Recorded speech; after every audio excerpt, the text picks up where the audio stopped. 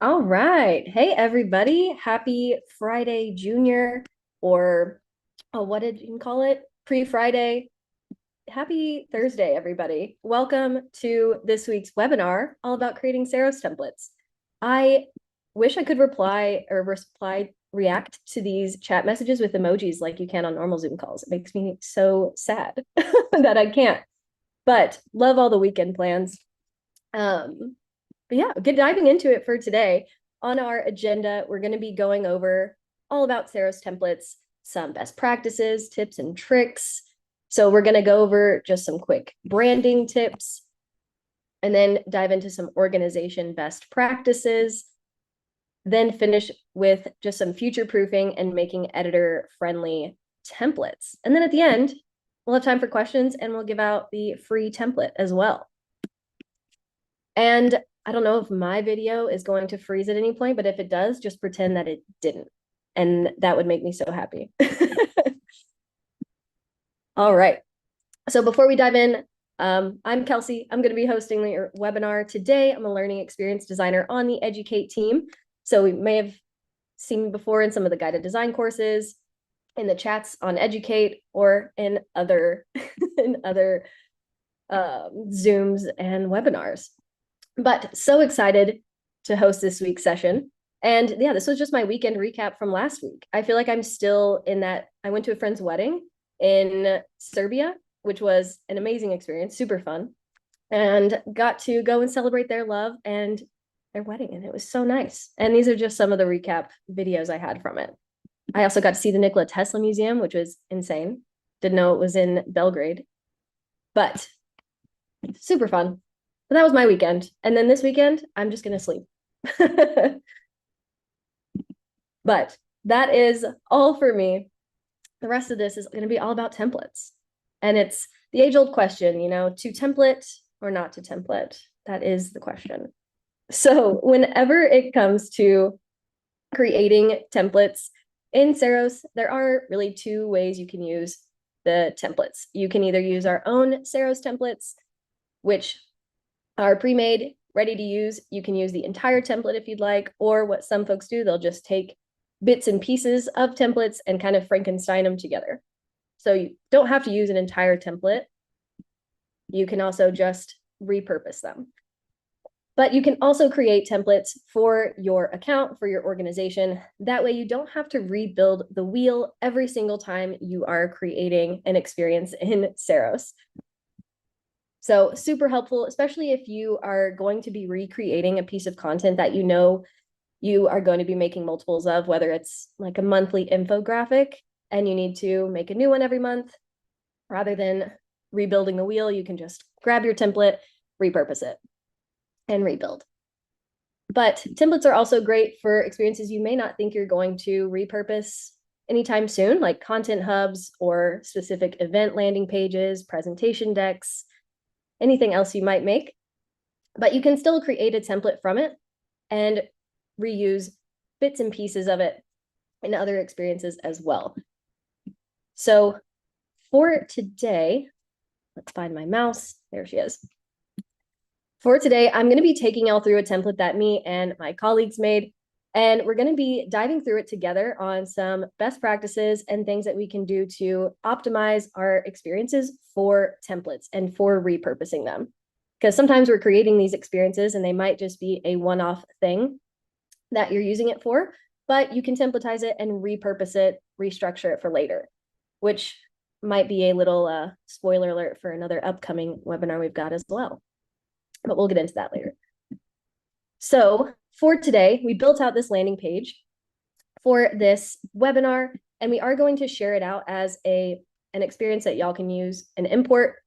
But I'm just going to dive in, show y'all this template, and then we're going to be dissecting it together and kind of repurposing it for a template format.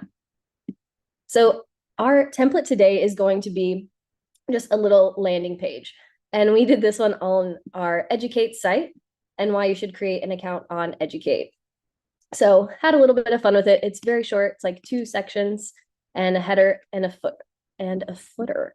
So just diving through this so y'all can get a feel for what is included in this template. Then we're going to go into it and dissect it. But up first is our header. We have our artwork by amazing graphic motion designer, Anna Karina. So that is featured on our site right now, so we had to include it as well. But we've got our header, we've got some pinned navigation to mimic what our Educate site looks like, where you can log in or sign up. And we've got this carousel, which was working. And we're going to say it still is. There we go.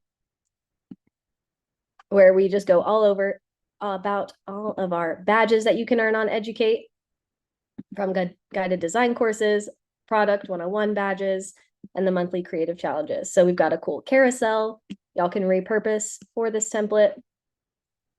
And then we have a discussion board section as well. This one, you do have to have an account to participate in discussion boards, so we thought that would be handy to have here, and just create some little tiles for all of the discussion boards that we have on Educate. And for each of these, you can click on one, open up a pop-up, learn a little bit more about each of these discussion boards that we have. So great reusable section. We can absolutely reuse this for another experience we make later on. And then at the end, nice little join the club footer. We've got these cool animations where they're all coming in horizontally with just some of our amazing community members and some of the badges that they've earned. So if you're here and in this one, shout out. There are a lot. Some of y'all have a lot of badges, so it takes a while for the name to show. But there's Jean, Haley, so many of y'all. Love to see it. And we've got our nice CTA at the bottom. So this is a landing page we're going to be going through today. Now, the first thing, whenever you are going to create your experience, especially if you're going to have it for templatizing, is to just start off with your branding, right? So for the branding, what that can look like is really just adding your color palettes. You have the account colors that y'all can always refer back to for your brand colors. These are shared across the account for everyone and really handy to pull from. But like us, sometimes we have a lot of account colors and only are going to be using a few. And there's a few different hues for each color. So it really does help to just add those colors to the experience color palette. That way, anyone going in knows exactly which colors were used. They don't have to use the color picker every single time. And for any editor users who might come in and edit your experience later, then they can jump into editor, see which colors were used very easily.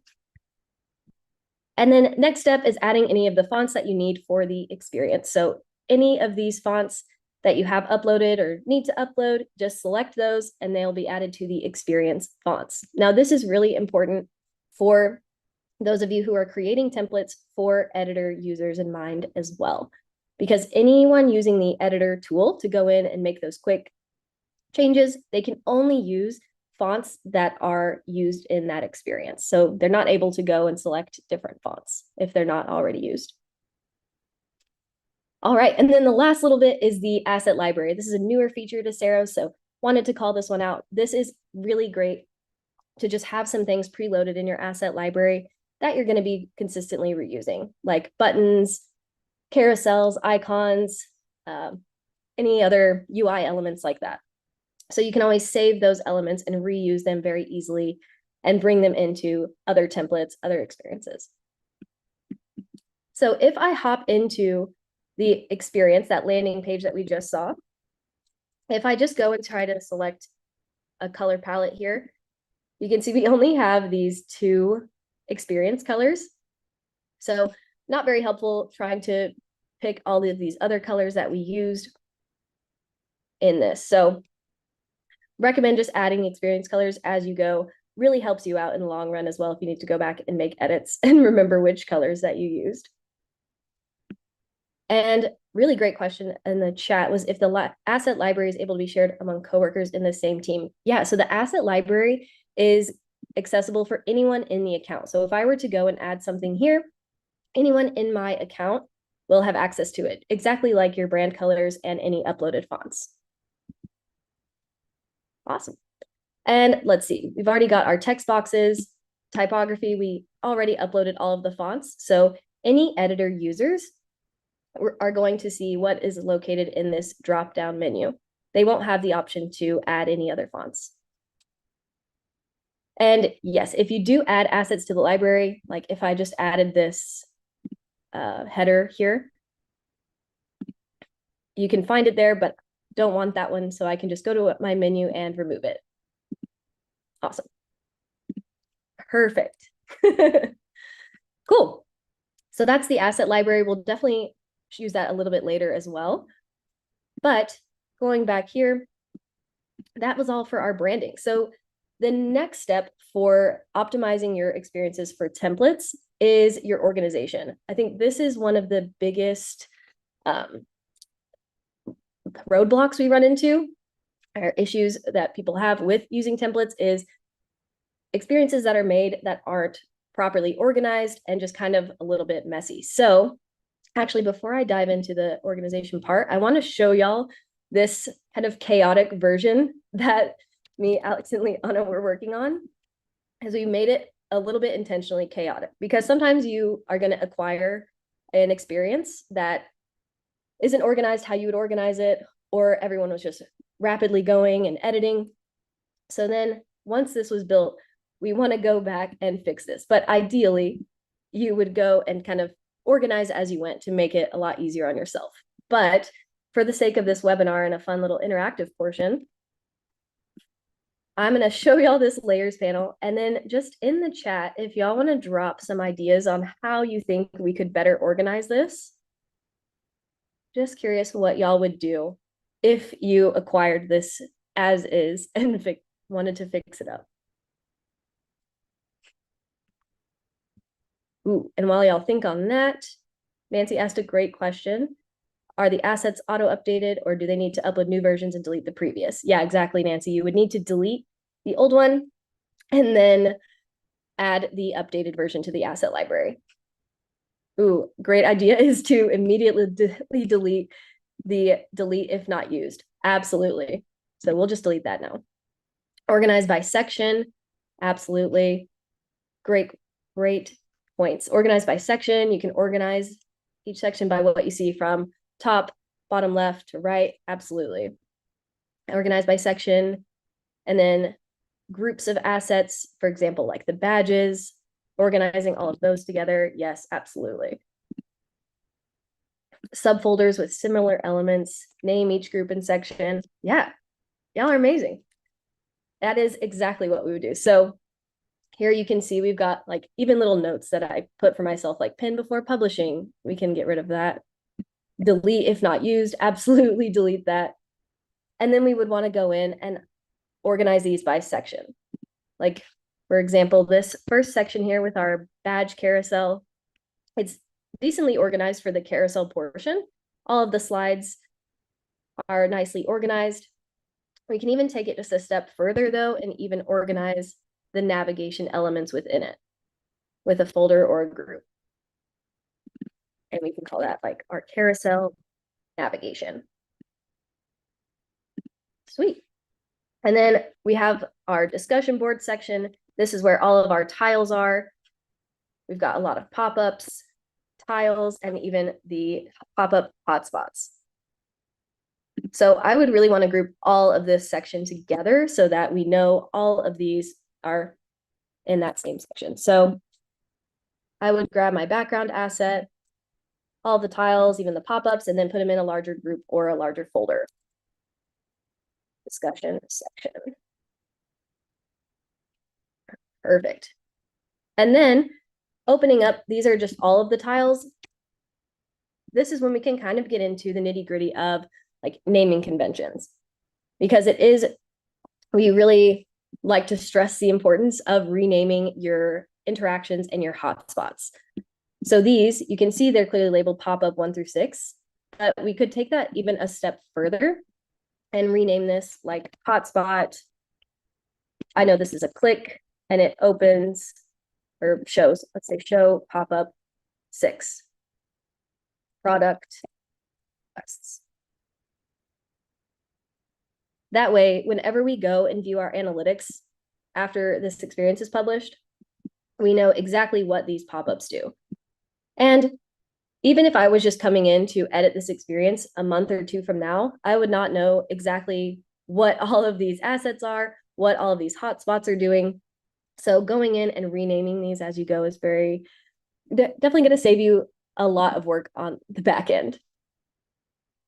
Yeah, and the descriptive hotspots help with the analytics. Absolutely, Chelsea. Cool. So we've cleaned up some of this. Now we have a final version that has all of this already cleaned up. So don't worry, your template that we share with you is going to be a lot more organized. But those were all amazing points. So with your organization, we have our notes here. And this is kind of what we started with. This one on the left, even named it like Liana and Alex section, and delete if not used, and just random pop-ups and carousels sprinkled all throughout. It was a bit of mayhem. And now this is what it looks like afterwards, what you'll see in your final template version. We have our menu. We've got our hotspots nicely labeled, what they're doing, what kind of interaction it is. Buttons are nicely labeled, and each of our sections have their own little folders as well. Perfect. So again, naming conventions are great. You can use numbers and just make it easy to search for your assets later on. Like your hotspots should always include some of the same naming conventions so you can at least search for it later. And your consistency is key. So just trying to keep your naming conventions consistent throughout the experience to help yourself and anyone editing it later on as well, so they can easily search for objects and understand what they're looking at in the experience. And then again, renaming your hotspots, there really is no such thing as adding too much detail when you rename these. So when in doubt, just explain it even more. Awesome. All right, so then one of our last steps for making these Ceros templates is really just future-proofing them and even making them editor-friendly templates. And one of the biggest things that you can do for this is toggling what editor users can and cannot edit with editor settings. So I'll show you this in the studio too, but this is what it looks like. Every object, group, folder has the editor settings. So you can always uncheck that or check it if you want them to be able to edit that. Super handy if you need to lock down objects or other images, UI elements that you don't want them to edit. And let's see, other thing to note is that if you're building an experience with hotspots, like we did in this template, is that editor users can't edit hotspots yet. So just keep that in mind. If they need to edit an interaction, you would just have to apply the interaction without a hotspot. But it does give you control over what interactions they can edit if you're using hotspots, because they can't edit those. And then the last final thing we'll touch on is future-proofing for editor users is masking your images. This is so helpful to make sure that your aspect ratio stays the same if they need to go in and replace images. So masking your image with a shape like this square shape, they can easily just go replace the image, and then it's going to stay in that square shape container you masked it with. And that really is an excellent way to future-proof your design and make it easier to reuse in the future. And that's what we did with this template as well for our discussion board section. If we hop in there, I'll actually just show y'all the final version so it's a little more organized. Cool. Here we go. So if we open up this discussion post board section,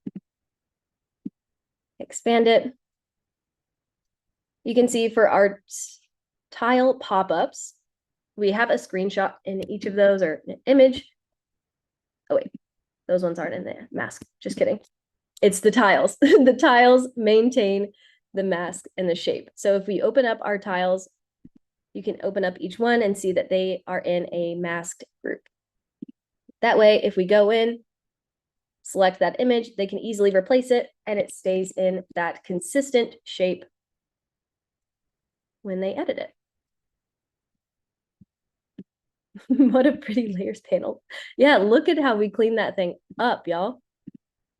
So much easier to navigate. So that is definitely one of the most problematic areas we see with templates and trying to reuse them is just the organization and tidying it up. So amazing.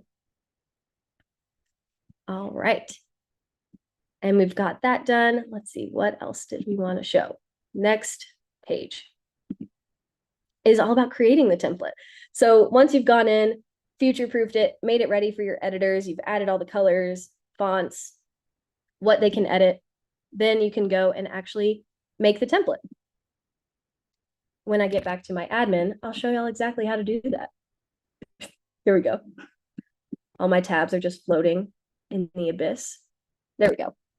So whenever you are ready to templatize your experience, you just go to your project section, hit these 3 dots, and then manage it. And then you can create a template from here. Perfect. So now anyone in this account will have access to this template alongside me. We can manage it by changing the name, add a little subtitle. I know this has, let's say, 3 micro content modules within. So that'll be good to know for me later. And you can also categorize what type of template it is. We only have this type right now, but you can always go back and add different types later and organize all of the different ones. And then enabling it just makes it live so that they can import it. If you ever need to disable it, make edits to it, and then update it, you can toggle it back on. But this will save, and then we will now have access. Amazing. And we will be sending out the recording of this as well as the deck and the import link.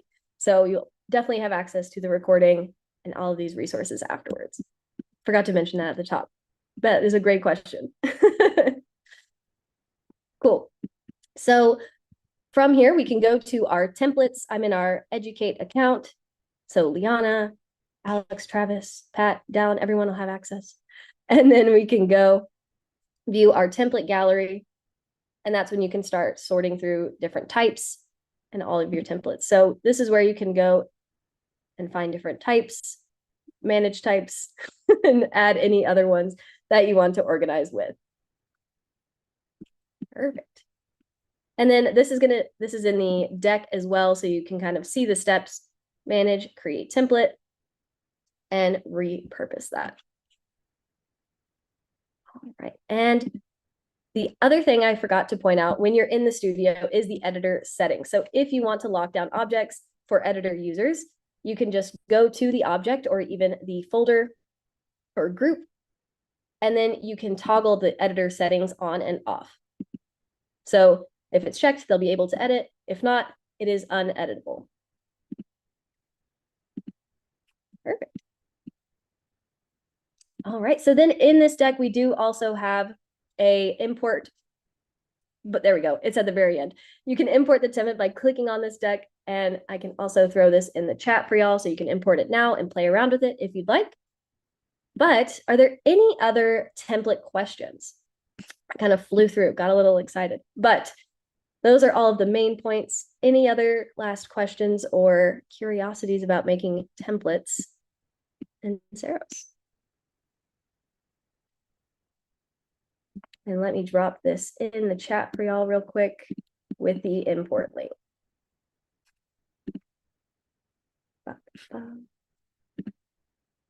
And if there's no more questions, look out for a follow-up with the recording of this, with the deck and the template as well. All right. And here is the import link if y'all wanted to just go ahead and import the template now.